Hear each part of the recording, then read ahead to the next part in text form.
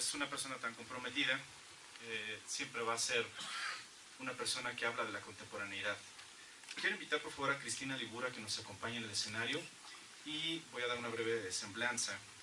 Ella es profesora investigadora en la Academia de Arte y Patrimonio de la Universidad Autónoma de la Ciudad de México. Trabajó como editora y traductora en la oficina editorial de la Oficina de Literatura Cracovia, editora de proyectos, muchas gracias, editora de proyectos especiales en la editorial Patria, editora, autora, diseñadora de ediciones Tecolote. Entre los autores traducidos al español, de polaco se encuentran Fuentes y Unamuno, y del polaco al español Rosewicz y Kapuściński. Fue profesora de asignatura en el Departamento de Educación General de la Universidad de las Américas, de Estudios de la Mujer en el Colegio de México, del posgrado de la Escuela de Diseño de la Universidad de Anáhuac, del posgrado de la Escuela de Diseño de Lima y de la Maestría de Estrategias de Creatividad en la Universidad del Noreste de Tampico. En el 2009 recibió la medalla Gloria Artis por los méritos para la cultura, otorgada por el Ministerio de la Cultura de Polonia. Muchas gracias por acompañarnos. No es poco y es plausible. Bueno, en principio me gustaría que nos platicara. Tengo entendido que ella, usted fue quien pudo relacionar a la directora con Kapuściński, además de, bueno, relacionó a los polacos en México a la directora y conoció en persona a Kapuściński. Sí, conocí en persona a Kapuściński, sin embargo, no sé si me oye. Sí. Un poco bajo, está bajo. Sí, ya. ¿Ahora? Ah, ok. Bueno, entonces, sí, cuando ella me propuso que aquí expusiera lo que conocí de Kapuściński, un poco me sentí incómoda y se me recordó el viejo chiste que les voy a contar, aunque es viejo y fuera de contexto, quizá no todos van a entender. Sin embargo, es un poco para explicarme por qué no me siento muy cómoda. Entonces, teníamos en Polonia comunista un chiste siguiente, que Lenin, como algunos saben, en 1913-14 se escondía en un pueblo hoy día polaco, en aquel entonces obviamente bajo dominio húngaro-austriaco, Poronin. Un día pasando por el riachuelo ve a un montañés pescando de peces, entonces le pregunta, ¿y cómo va la pesca? Pues están picando los peces, dice el montañés. Pasa un mes, Lenin otra vez encuentra el montañés, otra vez le pregunta, ¿qué tal la pesca? El otro dice, picando los peces aquí. Pasa revolución, pasa Segunda Guerra Mundial, Polonia queda bajo dominio soviético, Lenin se hace un personaje importante. Nuestro montañés escribe 3 gordos tomos, mis encuentros con el camarada Lenin. Entonces, un poco yo me siento así. Yo vi Kapuściński 2 veces en mi vida, tuve esa enorme suerte conocerlo, pero bueno, fueron esos encuentros, como Irena aquí mencionada por Salmon Ahmed, lo recordaba siempre asimétricos esos encuentros, es decir, que alguien poco conocido, bueno, desconocido, conoce a alguien muy conocido que admira. Entonces, obviamente, son muy asimétricos esos encuentros. Pero con gran sorpresa mía, y no lo digo para presumir de mí, sino para mostrar un rasgo muy característico de Kapuściński. Un año después, Kapuściński recuerda lo que me reconoce, recuerda lo que he dicho, es decir, demuestra una memoria increíble y una mirada muy atenta. Yo recuerdo que en varias conferencias que ha dado Kapuściński, él subrayaba que jamás toma apuntes, que lo que se recuerda, se recuerda. Eso es importante. Lo que no fue importante no se recuerda. Eso subraya mucho, que él confía mucho en la memoria propia para, como un tipo de sedazo, de lo que vale la pena recordar y lo que no vale la pena recordar. Pero sí fue impresionante el tipo de memoria que logró desarrollar. Otra cosa que llamaba mucho la atención, que también fue aquí subrayada en las películas por mucha gente, es la tremenda modestia en el trato, que uno, como les dije, muy asimétrica el encuentro, gran Kapuściński y, bueno, pues yo, y sin embargo uno se atrevía a hablarle, porque habría ese espacio, y a eso pienso que permitía su, no sé cómo llamarlo, porque pienso que no es la palabra modestia, aquí se usa la palabra humildad. bueno, me falta sinceramente un campo, una palabra que abarcaría ese campo de estar con dignidad, pero en forma muy, que abre espacio al otro. Incluso el otro entonces se acerca y empieza a platicar. En la actualidad, como editora, ¿cree que sería complicado seguir trabajando con Kapuscinski? ¿En qué sentido? Editar a Kapuscinski, pienso que todo el mundo quiere, es segura ganancia, si me pregunta como editora. Más bien por su compromiso periodístico. Bueno, yo creo que yo utilizo mucho, por ejemplo, en mi trabajo profesional a Kapuscinski. ¿Por qué? Porque pienso que de Kapuscinski los estudiantes pueden aprender muchísimo. Muchísimo cómo ver el mundo, cómo escribir, cómo preguntarse, es decir, que sensibiliza a dos cosas, a ver el mundo y a oír, y a describir el mundo. Es para mí gran maestro de metonimia. Yo sí traduje unas partes, bueno, básicamente la traductora al español es Agata Ojeje, que ya vive en Barcelona, pero sí, yo aquí cuando llegué a México, justo coincidió con la fecha de que salió Imperio. Y entonces ese Imperio se me hizo muy importante darla a conocer, escribí a Kapuscinski, él me contestó que no hay problema, que puedo traducirlo, puedo publicarlo, publiqué los fragmentos. ¿Por qué me importara traducir esta obra, que de hecho fue mucho criticada, y justo a mí me interesó por este aspecto que fue muy criticado de esta obra, esa mirada polaca al imperio? Es decir, que Kapuscinski, que sinceramente nació en una ciudad que en un momento dado fue colonizada por los rusos, por los soviéticos, no pudo regresar a esta ciudad muchos años, si regresó fue para algunos días. De repente, cuando se cambia y se desmorona el imperio, viaja, sobrevuela como 60.000 kilómetros, algo así, es un viaje impresionante, y describe este imperio desde el punto de vista de alguien quien viene de Polonia, ex colonia soviética y rusa. Es decir, consideré que esa mirada es única y que nadie más le podía ver Rusia en esta forma. Luego, eso justo se le criticó. Pues muchas gracias. Quiero invitar a nuestro segundo invitado de la noche. Él es Arturo Cano, que si nos gusta acompañar, por favor.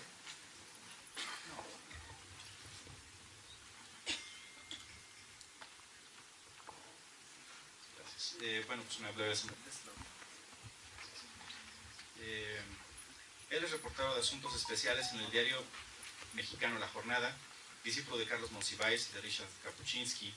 Ha cubierto temas que van desde la violencia del narco en el campo mexicano hasta las turbulencias políticas del Centro de América.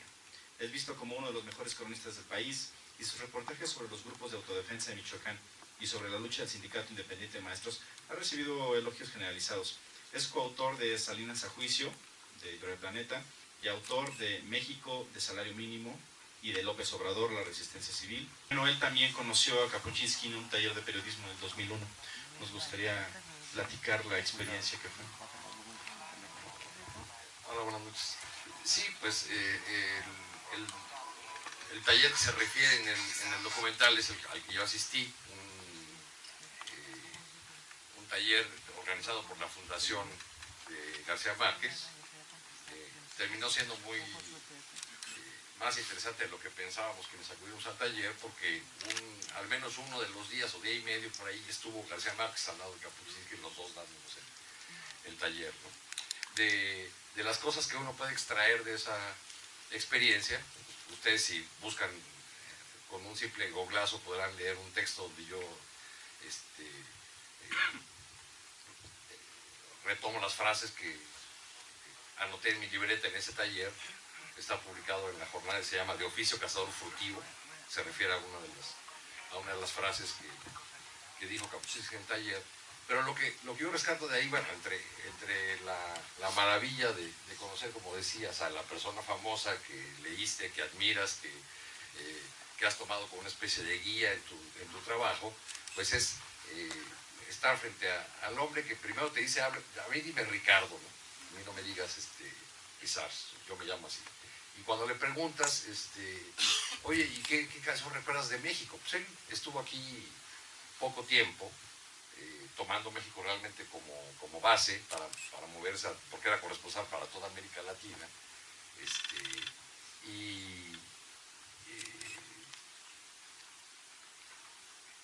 Y sin embargo tenía recuerdos muy precisos, ¿no? Si le decías, bueno, ¿y qué canción recuerdas de México? Pues Paloma Negra. Y aquella otra de Cucurucucú Paloma, esa, ¿no? Pues por eso pidió ir a Garibaldi, un hombre de una gran sencillez, de un interés mayúsculo por el detalle, por conocer a la gente sencilla, a la gente de abajo.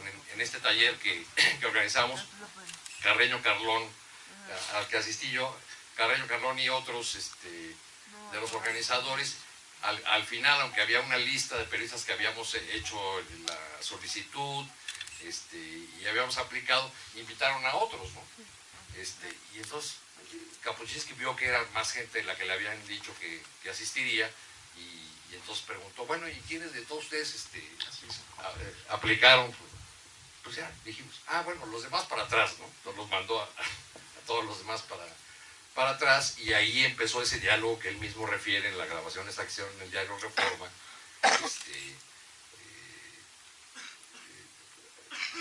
4 días hablando del oficio periodístico, de que él contara con mucho detalle cómo había construido, cómo había tejido alguno de sus obras. Habló en este taller sobre todo del emperador, ¿no? de los años que le llevó llegar a esa obra, de los libros que tuvo que leer, a lo que tuvo que tener acceso. Entonces, para los periodistas que estuvimos ahí, había colegas de Argentina, de Venezuela, de Colombia, de varios lugares, aunque el taller fue aquí en México. Fue realmente muy aleccionador verlo, muy interesante. No puedo dejar de mencionar que había colegas que ya les parecía muy demodé, muy atrasado, muy viejito, muy otra generación. Kapuscinski ya no le...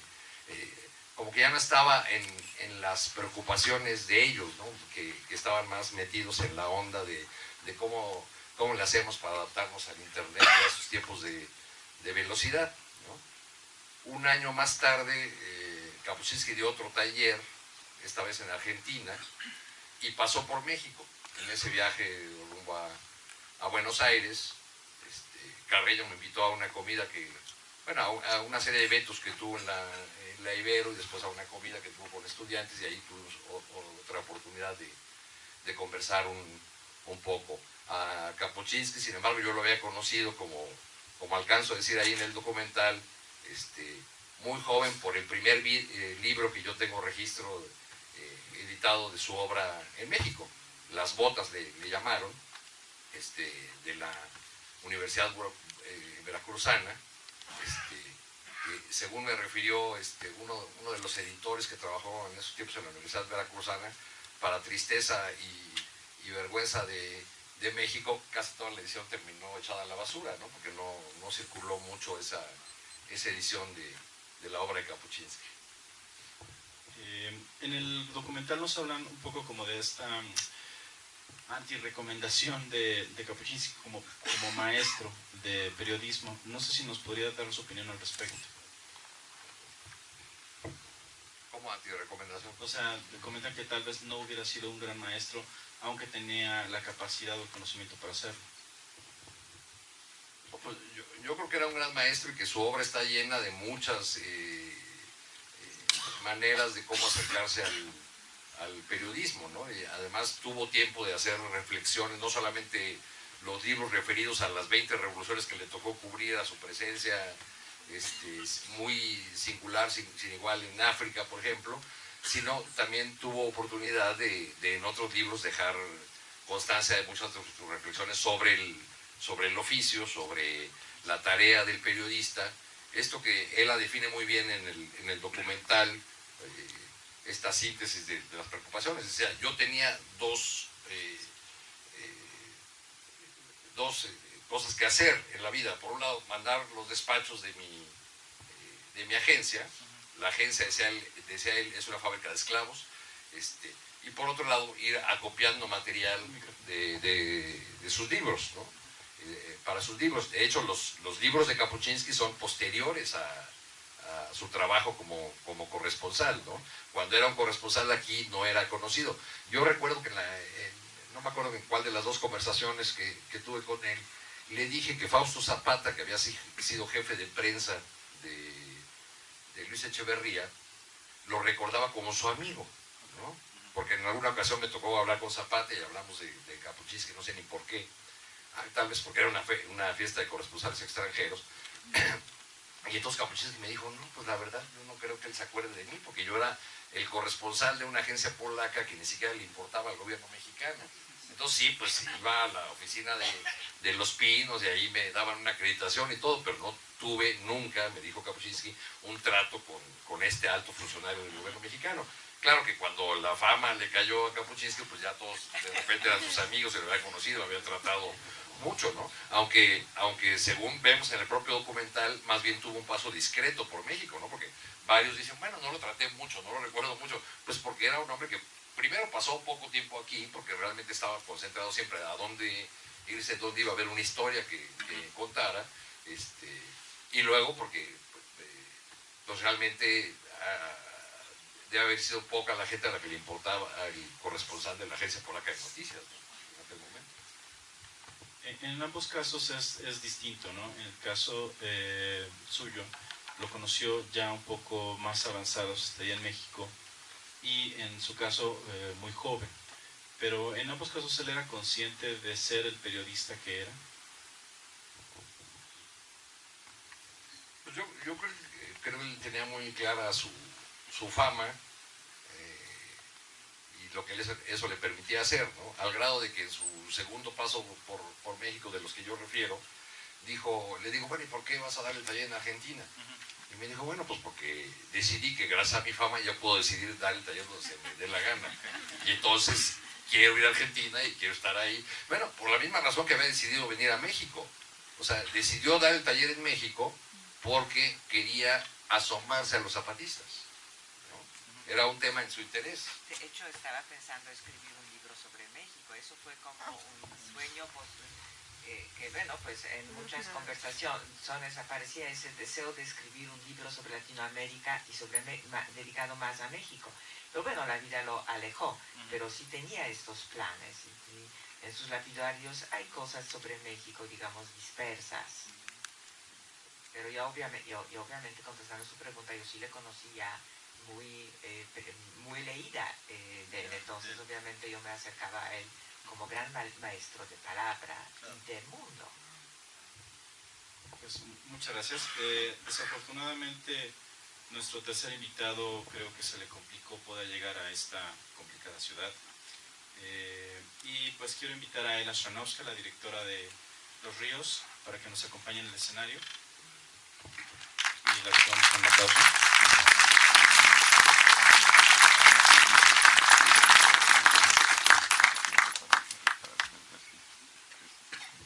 Muchas gracias. Buenas noches otra vez. ¿Se me escucha? ¿Sí me escuchan? Bueno, pues empecemos por la parte más sencilla. ¿Qué te motivó a hacer este trabajo? Porque entiendo que empezó como un proyecto escolar. Bueno, proyecto escolar me imagino que empezó cuando descubrí los libros de Kapuscinski en mi secundaria. Y con sus libros creo que vine a México. Bueno, con lo que leí, su curiosidad, su manera de describir el mundo y la gente, me inspiró para conocer el mundo de la misma manera quizás. Y bueno, la vida me llevó a México hace 10 años casi, justo el año cuando él murió. Yo vine aquí la primera vez para realizar un documental, bueno, luego también con la participación de Cristina Libura, sobre los polacos en la Ciudad de México y los mexicanos en Varsovia. Pero entonces, bueno, para llegar a este documental me duró varios años, porque por mucho tiempo yo no sabía quién soy, bueno, qué tipo de trabajo voy a realizar en mi futuro. Como te preguntan cuando eres niña, ¿quién quieres ser cuando eres adulto? Y bueno, creo que hasta hoy me pregunto a veces qué quiero hacer. Pero en este tiempo, pensando de nuevo proyecto, bueno, cuando terminé el documental Hogar de Selva México, que duró casi 5 años, un poco más, me enteré a un tema difícil aquí en México sobre los estudiantes desaparecidos. Me contrató una televisión polaca para investigar el tema y ellos vinieron aquí para filmar y realizar un documental, un reportaje para la televisión. Y empecé a conocer más periodistas porque por mi trabajo para investigación tenía que encontrar a la gente que se dedicaban a este tema. Y conocí a un periodista del proceso, Jorge Carrasco, que puedo decir porque es como padrino de este proyecto, aunque con ello hoy, pero la vio el documental. Y él me preguntó, cuando platicamos de muchas cosas, ¿por qué no hay investigación sobre la estancia de Kapuscinski en México? ¿Por qué no me involucro en esto? Como le dije que lo admiro y sé que estaba aquí como corresponsal y todo, pero realmente en los libros, las biografías y las entrevistas no hay muchos detalles, solamente su cariño, hasta que decía que se siente mexicano, pero no tanto. Salió una biografía bastante famosa también aquí de Artur Domosławski, Kapuscinski Non-Fiction, se llama Aquí hay algunos capítulos mencionando su estancia en América Latina, pero me hacía falta testimonios y entrevistas con la gente que todavía están aquí, que lo pueden recordar, que me pueden transmitir lo que él dejó aquí en México, porque me di cuenta por la plática con este periodista y también luego vi investigando muchos como artículos en internet sobre Kapuscinski, entrevistas, así creció la idea. Y esto fue hace 2 años casi, y bueno, fue una decisión bastante rápida para empezar este proyecto porque me di cuenta que hay personas como Elena Poniatowska, luego, bueno, descubrí Carlos Ferreira, y gente me imaginaba que lo conocían en estos años 60, de su generación, y pensé que es el último momento para entrevistarlos, ¿no? Y así empecé a investigar y busqué fondos para venir aquí, porque para dedicarme a este tema tenía que dejar otras cosas también para poder estar aquí, ¿no? Pero muy bien hecho. Y bueno, yo creo que ya estoy hablando demasiado. No, está bien. Yo quiero decir algo. Bueno, hasta bueno, la investigación, bueno, puedo contarlos más sobre los detalles, quizás también Arturo puede decir cómo lo encontré y cómo lo investigué de lo que sabía, pero tenía suerte de conocer gente que lo admiraban, que lo admiran y que querían compartirlo conmigo, porque ¿quién soy? ¿No? Soy alguna polaca que vino con una cámara, aquí otro camarógrafo que aquí está, Fryderyk Paczowski, que me ayudó en la filmación.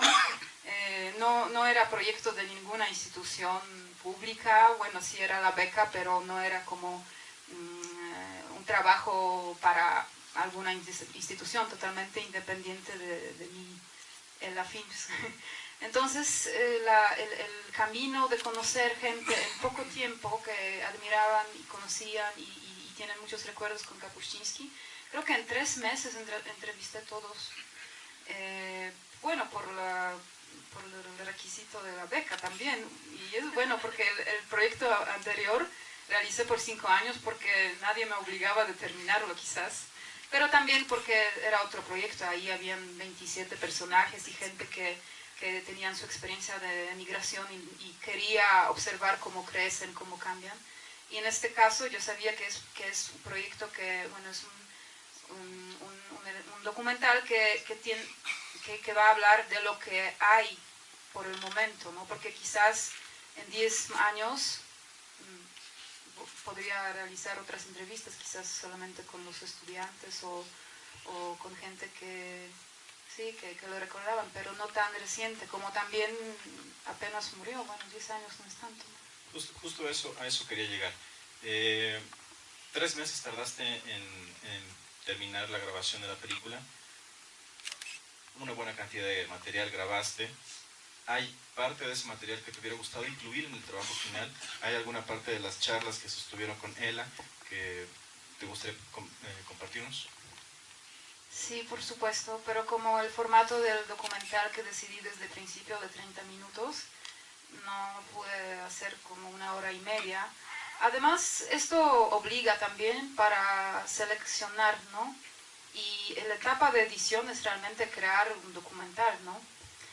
Y bueno, contestando de la pregunta cuánto material, bueno, de 16, bueno, 15 entrevistas así bastante interesantes de 1 hora, a veces 1 hora y media.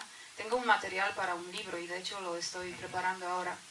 Pero también me di cuenta que este documental va a ser un inicio de un proyecto más grande. Todavía no estaba segura cómo lo voy a hacer, cuándo y todo, pero abrir el tema y dar mi, quizás homenaje a maestro Kapuscinski. Y entonces sí, de las horas, como digo, del material y de seleccionar. Y me preguntaron apenas en Monterrey, en la proyección en la universidad ahí, si me sentí frustrada realizando este documental y editando y tirar, bueno, borrar el material y no usarlo.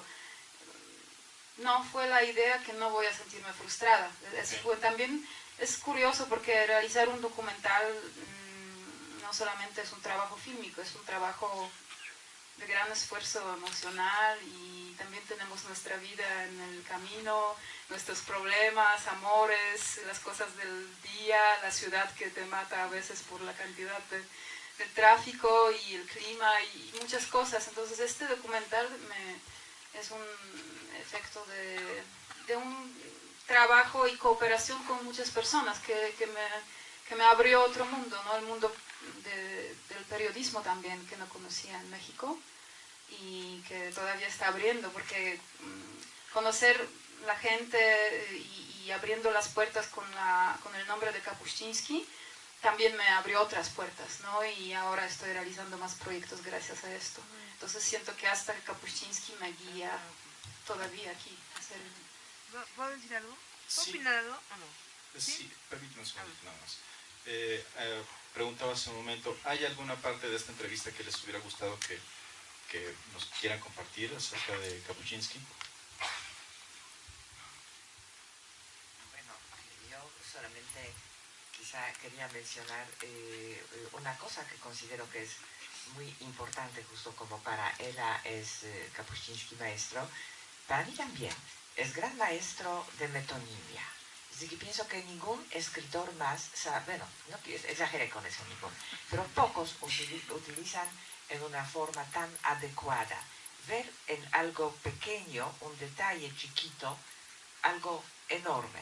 Por ejemplo, justo eso se relaciona con esa traducción mencionada al imperio, una oración que cito más o menos de memoria, que la Unión Soviética fue el país que producía más alambre de púa.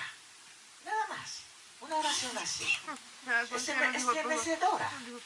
Es decir, que atrás vemos un país que encarcela a gente, que limita, con donde no se puede uno mover. En esta oración hay escalofrío de lo que pasa. Entonces yo pienso que, a pesar de que hoy día, ya se mencionó un poco que quizá no es el mejor tiempo de Kapuscinski, que surge nuevo tipo de periodismo, que yo digo, regresen al maestro, allá se encuentran verdaderas joyas que nos enseñan muchísimas cosas. Bueno, la biografía y la obra de Kapuscinski es tan amplia, tan extensa, que es muy difícil, o sería muy difícil pedirle a él a que en un documental de 30 minutos. Yo creo que el objetivo, lo que se planteó él en este documental está sobradamente cumplido, que es dar constancia del paso de Kapuscinski por México y saber que aquí hay lectores, gente interesada en su obra, gente no solo que lo conoció, sino que lo lee. Quizá agregar algo personal. Ahí en el documental aparece mi hija, que anda por aquí, por cierto, pero la razón por la que aparece es porque en la plática con Nela yo le dije que mi hija conocía a una escritora mexicana de nombre Luz María Chapela, que había hecho un libro de cuentos para niños basado en ébano. Chapela, que ya murió, nunca consiguió que le autorizaran los derechos de ébano para hacer este libro. Pero así fue como ella llegó con Emilia, con mi hija, ¿no? a buscarlo. Y bueno, yo digo qué bueno, porque finalmente también mostró a través de, así fuera de una sola persona, que puede haber jóvenes mexicanos interesados en la obra de Cappuccini, ¿no? Y en aprender de él. Muchas gracias.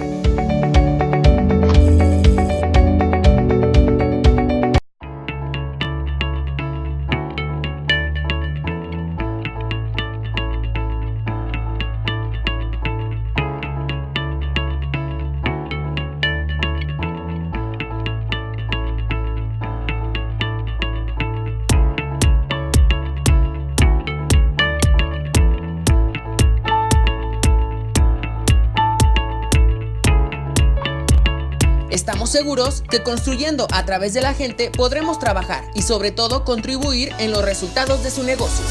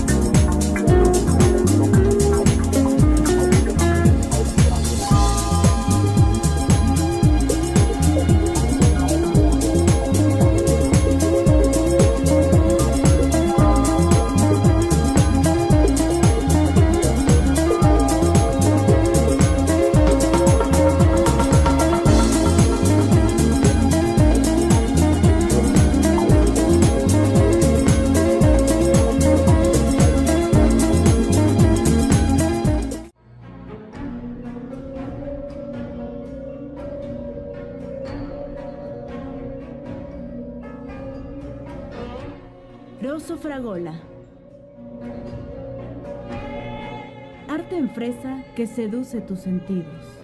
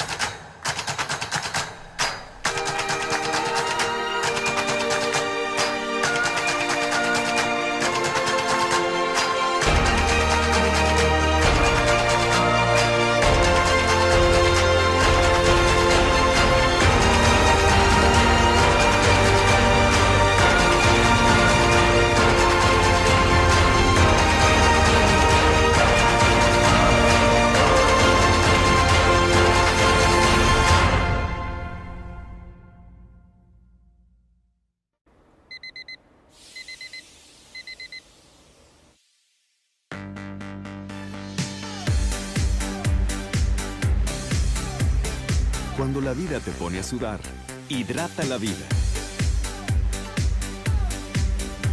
Electrolit, científicamente hidratante.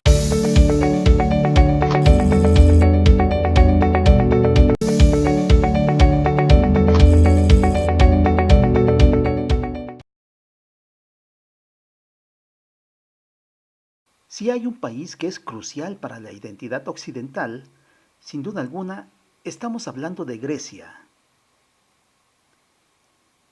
Este país, ubicado estratégicamente en las costas del mar Egeo, parece una mano esquelética que trata de atrapar a la isla de Creta, también parte del territorio griego.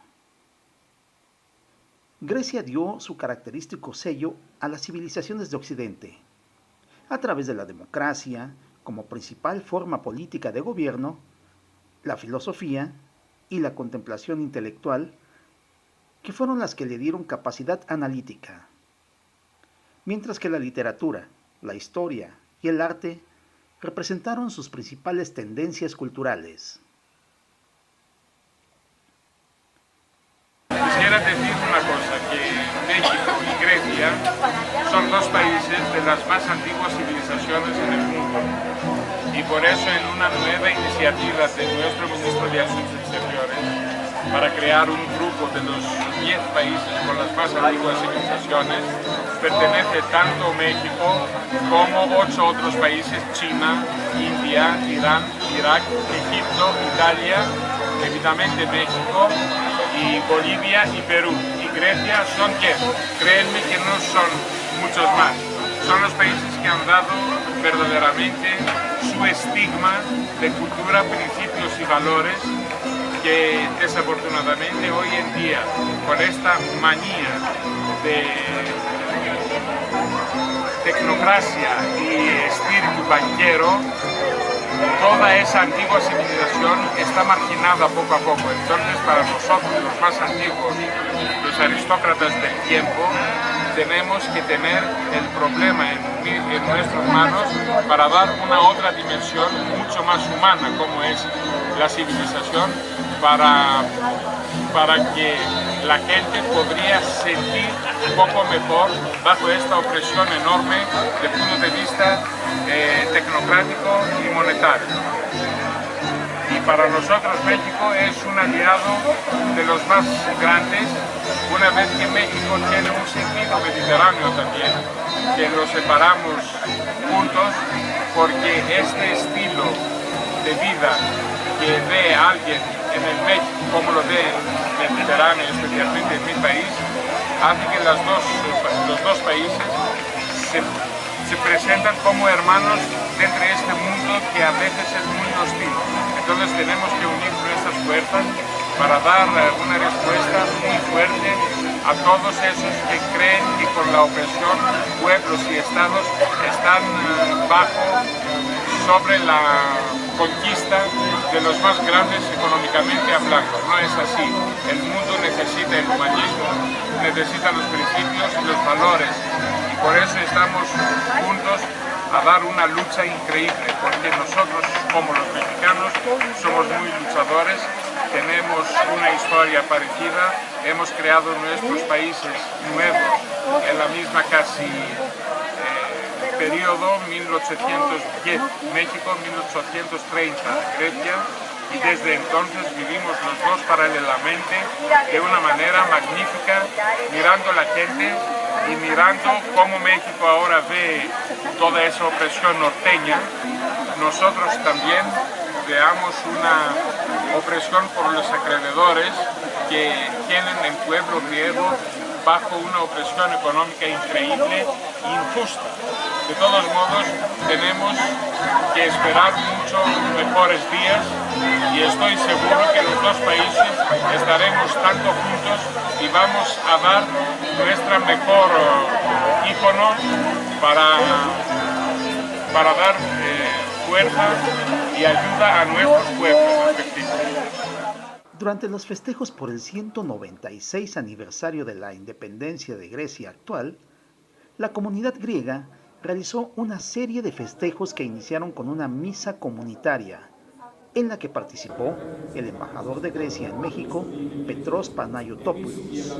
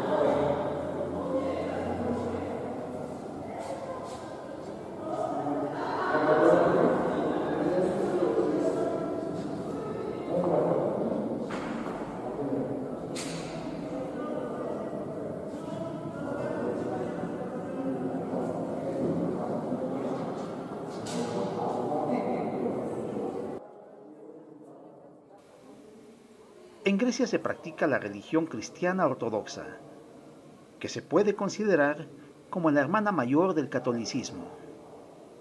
La Iglesia Ortodoxa es la primera religión que empieza el cristianismo. Después, 1054, la Iglesia Romana salió del cuerpo del Señor Cristo y creció una Iglesia Romana. Entonces, diferencias, tenemos muchos básicos diferencias. Es el credo, que nosotros tenemos Padre, como cristianos ortodoxos, tenemos Padre, Hijo y Espíritu Santo. Los tres tienen mismo poder y mismo poder y mismo nivel. Pero con la Iglesia Romana Católica estamos iglesias juntos, hermanas. La Papa, que para nosotros es patriarca de la Roma, porque la Iglesia cristianismos empiezan con 4 patriarcados: de Roma, de Constantinopla, de Antioquía, de Alejandría. Estos 4 patriarcados, y se quedan ortodoxos los 3: Antioquía, Constantinopla, Antioquía, Alejandría, y uno en Occidente que está en Roma. Y tiene más diferencias, pero que ojalá que algún día podemos solucionar estas diferencias, que estamos como estábamos antes, una iglesia, una santa católica apostólica, como dice el credo. La celebración se caracterizó después al estilo kermés, es decir, comprando boletos en una tranetza o banco, para después cambiarlos por una gran variedad de artículos o suculentos platillos. Vino blanco y vino tinto, cosecha especial.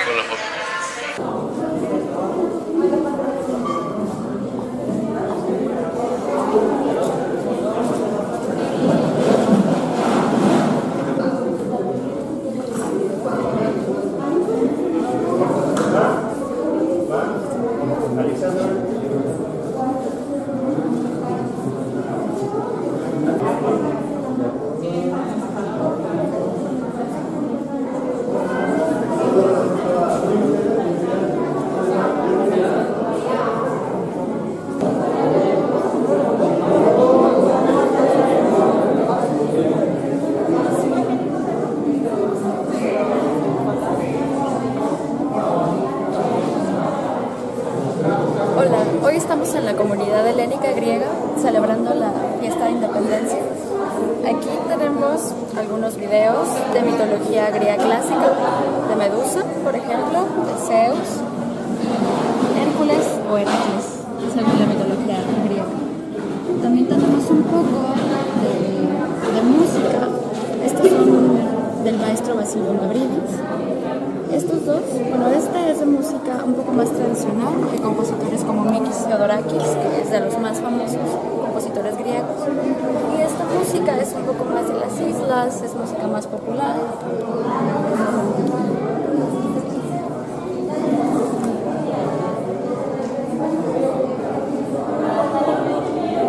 Artesanía griega y es una venta con causa, estamos apoyando a la comunidad helénica y todo lo que ven aquí en la mesa son productos importados de Grecia. Sobre todo van a encontrar la cerámica típica donde se representa el Partenón, la vida de la Grecia antigua o dioses griegos, por ejemplo que está Artemisa, la diosa de la cacería, que está Atenea.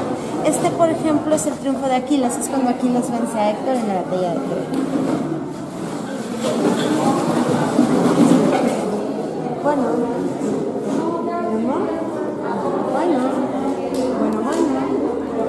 mamá, ¿me escuchas? Sí, ya sé, pero y poner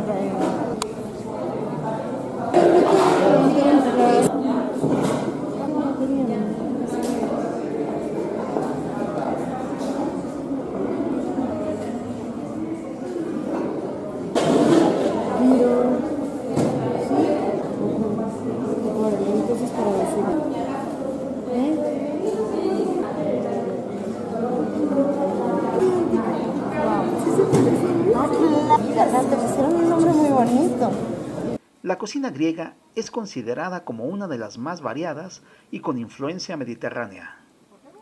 Aparte de sencilla, es muy deliciosa.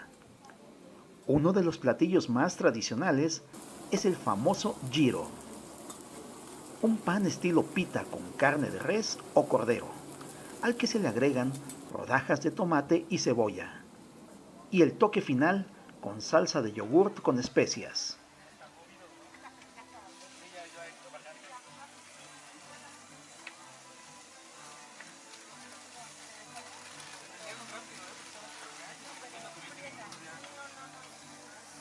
Este es el tradicional gyro y ahora lo tenemos aquí en México, gyro yayaya. Caliorexi, buen provecho. Otros platillos son un poco más elaborados y combinan sabores con una gran variedad de condimentos como el perejil y el orégano. Bien, pues bienvenidos aquí a la comunidad helénica. Estamos celebrando la independencia de Grecia. El 25 de marzo es el día que se celebra. Y bueno, también se están presentando aquí productos griegos, se están presentando gastronomía griega y vamos a ir a continuación a ver qué es lo que tienen preparado por aquí. Vamos a ver. Pues aquí tenemos lo que es la ensalada griega.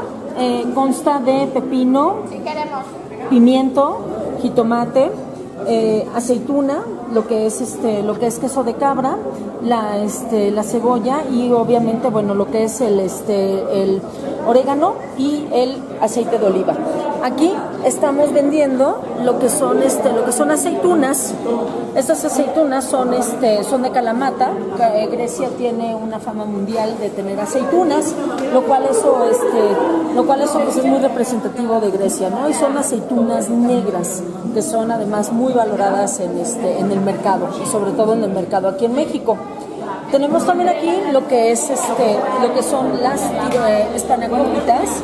Estos platillos son son típicos de Grecia. Es una empanada de queso con espinaca y pasta de hojaldre. Y la verdad es que son deliciosas. Aquí tenemos de este lado lo que son las tiropitas, que son empanadas de queso con mantequilla, sobre todo. Y son muy muy sabrosas. La verdad es que todo es muy recomendable. Ahora vamos aquí, tenemos lo que son otra vez las ensaladas. Aquí, este es el moussaka. Este es pastel de berenjena con salsa bechamel. Es el platillo más típico de Grecia. Es como hablar del pozole mexicano. Es muy muy es sumamente rico, ¿no? Y por este lado tenemos es lo mismo también. Bueno, ahí tenemos también lo que es moussaka. El negocio se llama Kiri Vasili, es un restaurante que se encuentra en Ángel Urraza, casi esquina con Universidad, y pues es muy y pues bueno, ahí está, ¿no? Y es una probadita de Grecia.